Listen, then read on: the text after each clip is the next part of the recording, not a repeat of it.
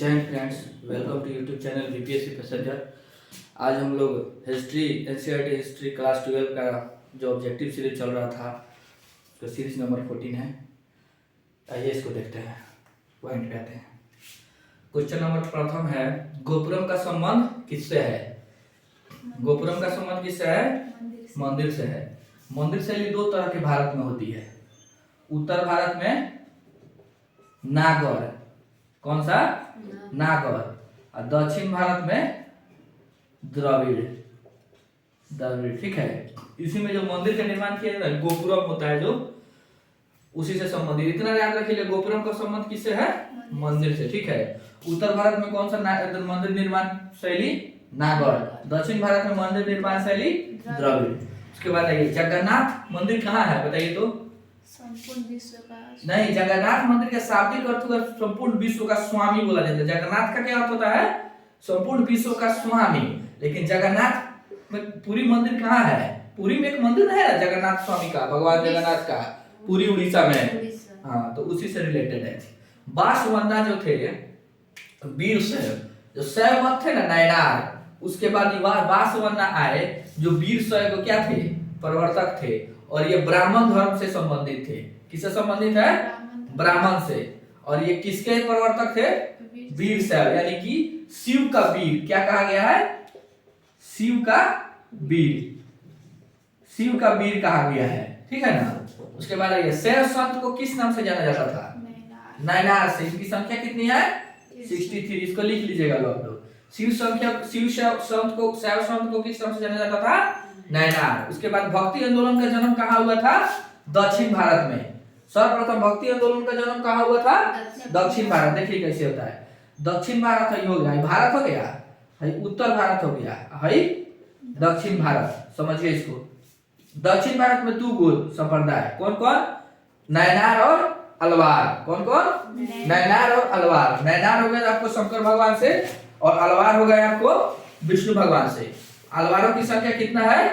12। और नयनारों की संख्या 63।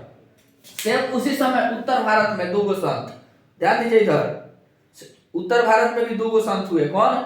एक हाँ, निर्गुण और सगुण हुए। जिसमें से निर्गुण हो गए आपको नहीं, सगुण हो गए मूर्ति पूजा मानने वाले, भगवान को मानने वाले, जिसमें थे रामानंद और चैतन्य महाप्रभु। चैतन्य महाप्रभु कहाँ से? नादिया जिला जो बंगाल में है। और रामानंद का जन्म कहाँ हुआ था? इलाहाबाद के प्रयाग में हुआ था। इलाहाबाद जो है ना, प्रयाग वर्तमान में नाम है, वहीं पे हुआ था। रामानंद थे राम जी से रिलेटेड थे, राम जी के मार्ग पे चलते थे। और जो उत्तर भारत में, और जो चैतन्य महाप्रभु थे किसके थे?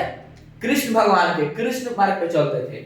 रामानंद के शिष्य कौन हुए? कबीर, जो मूर्ति पूजा नहीं मानते थे। आगे आइए, ध्यान दीजिए। नयनार संतों की संख्या कितनी थी? 63 लिखवाया है यहाँ पे। वैष्णव संत किसे कहा गया है? अलवार को कहा गया, जिनकी संख्या कितनी है? 12। याद रखिएगा, नयनार और अलवार याद रखिएगा। उसके बाद बताइए, किस अलवार स्त्री संत को दक्षिण की मीरा कहा गया है? किसे कहा गया है? अंडाल को। अब मीरा तो आप जानते करते हैं आप लोग, कृष्ण भक्त थी। उसके बाद आइए, सूफी परंपरा में खानकाह किसे कहा जाता है? सूफी इस्लाम धर्म से संबंधित है। इस्लाम धर्म जो होता है ना, उनके सुधारवादी नीति को लाने वालों को सूफी संत कहा गया है। इसमें चिश्ती है, सुहरावर्दी है, नक्शबंदी है, बाबा, ये इसी तरह के आगे है। सॉरी। उसके बाद ये हो गया ना, सूफी साधकों का स्वर्ग स्थल। खानकाह मतलब सूफी जो साधक थे जिस स्थान पर रहते थे उसको क्या कहा गया है? खानकाह। उसके बाद आइए, अजमेर में किस सूफी का दरगाह है? संत का, सूफी संत का दरगाह है मोइनुद्दीन चिश्ती। याद रखिएगा, ऑब्जेक्टिव में याद आता है। मोइनुद्दीन चिश्ती का दरगाह कहाँ है? अजमेर। यहाँ नहीं लिखवाया अभी, ध्यान दीजिए। यहाँ पे कबीर की मृत्यु कहाँ हुई थी? मगहर में हुई थी। रामानंद का जन्म प्रयाग, वो वर्तमान में यूपी में है। ठीक है। इसका पहले का नाम क्या है? इलाहाबाद। विशिष्टाद्वैत के प्रवर्तक कौन है? रामानुज। चलिए, इस जो दर्शन सिद्धांत है ना, इस पर एक हम वीडियो बना दिए हैं। दर्शन सिद्धांत शॉर्ट्स वीडियो बनाए हैं, इसको आप लोग देख लीजिएगा। दर्शन सिद्धांत मत जो है विभिन्न का, जो द्वैतावाद, विशिष्टाद्वैत, शुद्धाद्वैत, द्वैताद्वैतवाद, ये सब आप लोग देख के उसको नोट डाउन कर दीजिएगा। इसका आप लोग स्क्रीनशॉट ले लीजिए।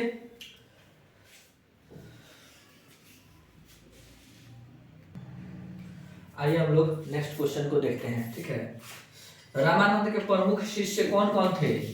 क्वेश्चन दे देता है ऑप्शन में। ठीक है, क्वेश्चन में दे देगा कबीर किसके शिष्य थे?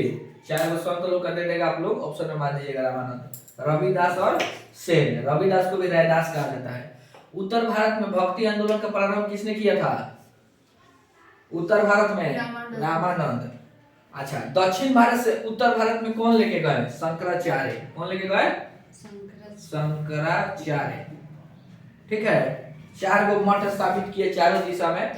दक्षिण भारत का प्रारंभ यही किए 4 गो मठ स्थापित किए थे। यहाँ किए थे बद्रीनाथ में। कहाँ? बद्रीनाथ। इधर किए थे आपको द्वारिका। कहाँ किए? द्वारिका। इधर किए पुरी में। यहाँ श्रृंगवेरी में, मैं तमिलनाडु में श्रृंगवेरी कहा जाता है, तमिलनाडु में है। इसको थोड़ा सा आप लोग ध्यान दीजिएगा। ठीक है, पूछता नहीं है, हाई लेवल के क्लास में पूछेगा। उसके बाद आइए, निजामुद्दीन औलिया किस सूफी सिलसिला से थे? चिश्ती। याद रखिएगा। बीजक में किसके उपदेश है? कबीर के। जो अर्जुन देव थे ना, सिख गुरु पांचवे, उन्होंने आदि ग्रंथ साहिब का रचना किया ना, तो कबीर का और रामानंद और रविदास, इन लोग का जो वाणी जो होता है ना, मतलब ये लोग गीत गा गा के क्या करता था? गीत गा के, भजन गा के उपदेश देता था लोगों के बीच में। जैसे कि हम लोग जो आपके चैतन्य महाप्रभु थे, हरे राम हरे कृष्ण कृष्ण कृष्ण हरे हरे, आता है ना जान में। इसी तरह का भजन कीर्तन गा गा के ढोलक बजाते रहेगा लोग, घूमते रहेगा लोग, गाते रहेगा लोग। उसी तरह से लोग को ही आकर्षित करते थे, भगवान के बारे में बताते थे। तो उनको जैसे नहीं, मीठी बानी बोलिए मन का आपा खोए, और उनको शीतल लगे आपहु शीतल होए। बड़े हुए तो क्या हुआ, जैसे पेड़ खजूर, पंक्ति को छाया नहीं, फल लागे अति दूर। ये सब कहाँ से आया है? कबीर दिए हैं। और ये सब कहाँ जोड़ा गया है? गुरु ग्रंथ साहिब में जोड़ा गया है, आदि ग्रंथ में, जो सिख धर्म के पवित्र ग्रंथ है। ठीक है ना। उसके बाद आइए, रामदास, तुकाराम और ज्ञानेश्वर, इनका संबंध महाराष्ट्र के संत से है। ये जो 3 गो नाम आएगा ना, तो आप लोग समझ जाइएगा ये कहाँ के संत है? महाराष्ट्र। वल्लभाचार्य का जन्म कहाँ हुआ है? वाराणसी। कभी कभी चंपारण भी आ जाता है कहीं कहीं। क्या आता है? चंपारण। ये इनका जो सिद्धांत था, ये था शुद्धाद्वैत। क्या था? शुद्धाद्वैत। ठीक है, रुद्र संप्रदाय से थे। किस संप्रदाय से थे? रुद्र। तो चंपारण में तो चंपारण हाँ, आता है कहीं कहीं चंपारण को भी थोड़ा, सबको कंफ्यूजन होता है इसमें। बनारस, कोई टीचर बनारस बताएगा, कोई चंपारण बताएगा, लेकिन आप हमको लगता है चंपारण पे विशेष ध्यान दीजिएगा आप लोग। ठीक है, चंपारण पे। उसके बाद आइए, शेख कुतुबुद्दीन बख्तियार काकी का संबंध किस से है? चिश्ती से। बख्तियार काकी समझ रहे हो कौन है? कुतुब मीनार का जो निर्माण हुआ है ना, ये काकी के थी पे हुआ है, याद में। और बुझा गया, कुतुब मीनार को लिखवाया तो बख्तियार काकी, तो ये शेख कुतुबुद्दीन बख्तियार काकी के याद में बनवाया गया है कुतुब मीनार। दिल्ली में किसका दरगाह है? किसका है? निजामुद्दीन औलिया। उसके बाद बताओ, अजमेर में किसका दरगाह है? मोइनुद्दीन चिश्ती। सबसे पहले किस संत ने संदेश के प्रचार में किसका उपयोग किया? कौन भाषा का? हिंदी का। रामानंद। तो अवधी हो गया, बंगाली हो गया, तमिल हो गया, संस्कृत हो गया, इसी सब में होता था। उसके बाद ये गुरु नानक के जन्म स्थान, गुरु नानक का जन्म स्थान कहाँ है? तलवंडी, जो रावी नदी के तट पे है। ये लोदी वंश के समकालीन थे, सिकंदर लोदी के समकालीन। किसके समकालीन थे? सिकंदर लोदी। ठीक है, ये लोदी वंश के समकालीन। उसके बाद आइए, दीन ए इलाही कब किसने लाया? अकबर लाए। कौन लाई? अलग धर्म है, अकबर लाए। कब आया? 1581-82 में। दीन ए इलाही यानी कि सभी धर्म को मानने वाला, या सभी धर्म के लिए ये धर्म है। ये क्या है? ये धर्म है। इसका प्रथम अपनाने वाला, इस धर्म को और अंतिम अपनाने वाला कौन है? बीरबल, जिसको महेश दास बोला गया है। उसके बाद आइए, अकबर ने किसे अपनी राजधानी बनाया? फतेहपुर सीकरी को बनाया। ठीक है, लेकिन ज्यादा दिन तक नहीं चल पाया। ठीक है ना।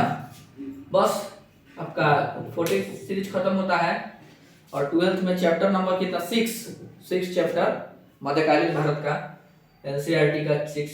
इसको आप लोग लाइक कीजिए, सब्सक्राइब कीजिए, प्लीज सब्सक्राइब कीजिए आप लोग, रिक्वेस्ट है आप लोग से। मनोबल मेरा नहीं बढ़ रहा है। और कोई मिस्टेक हुआ हो तो कमेंट्स बॉक्स खुला हुआ है, उसमें आप लोग सजेशन दे सकते हैं, हम लोग उसको सुधार कर लेंगे। वैसे तो नहीं होना चाहिए सुधार, मिस्टेक हम नहीं करते हैं जल्दी, बाकी सब तो ठीक है। थैंक यू, जय हिंद।